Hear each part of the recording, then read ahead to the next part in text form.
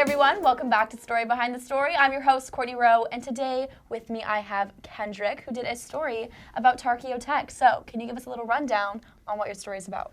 Yeah, so Tarkio College, it was a college that was in Tarkio, Missouri recently. Well, not recently, it closed in 1992. And the Alumni Association at that school was coming up with ways to bring it back, and they eventually did. They raised enough funds. So that's what the story's about. They renovated the campus buildings. They have raised a ton of money for like academic programs, and now they're going to hold classes there for wind energy technology, plumbing technology, as well as computer technology. So what did they used to be? Like, what were their goals back then, and what led to them initially being shut down? Yeah, so it used to be a full-on university like Northwest.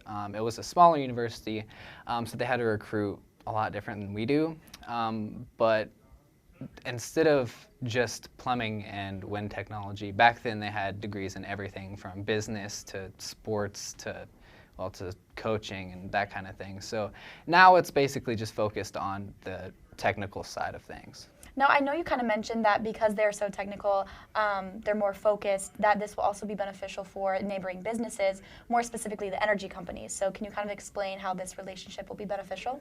Yeah, so in Northwest Missouri, there are a ton of wind farms, and as well as like a need in Maryville and smaller city areas for plumbing technology and computer technology.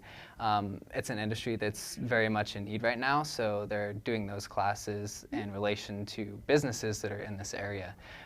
The Wind Creek Energy Farm that just recently came to Maryville is needing people with that kind of education to work there, so they're providing those courses and those materials for those businesses as well. It's great that they're able to establish that relationship and give jobs to those students. I think that's great that they're able to utilize each other like that.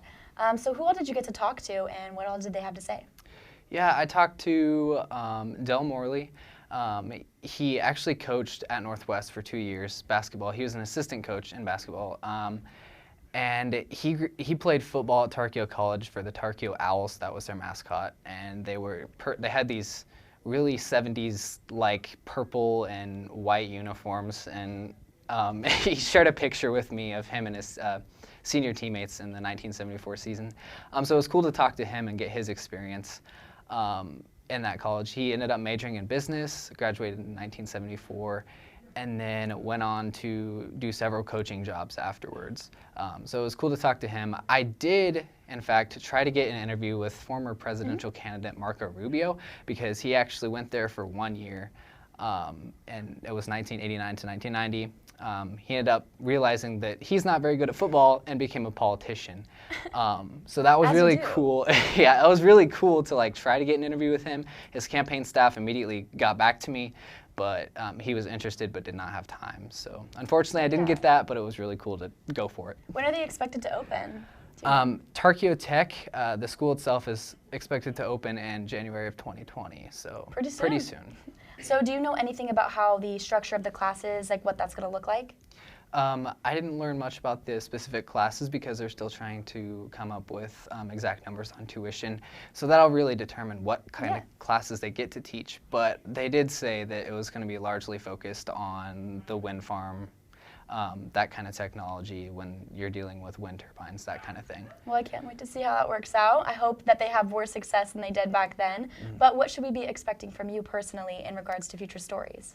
Yeah, so I do a lot of Maryville community news, so I'm going to do another story next week on Maryville businesses. A lot of businesses have been closing, so that got me into an interest into wondering why. Yeah. And in that process, I found out that a lot of small business owners in Maryville are millennial women, which is really cool.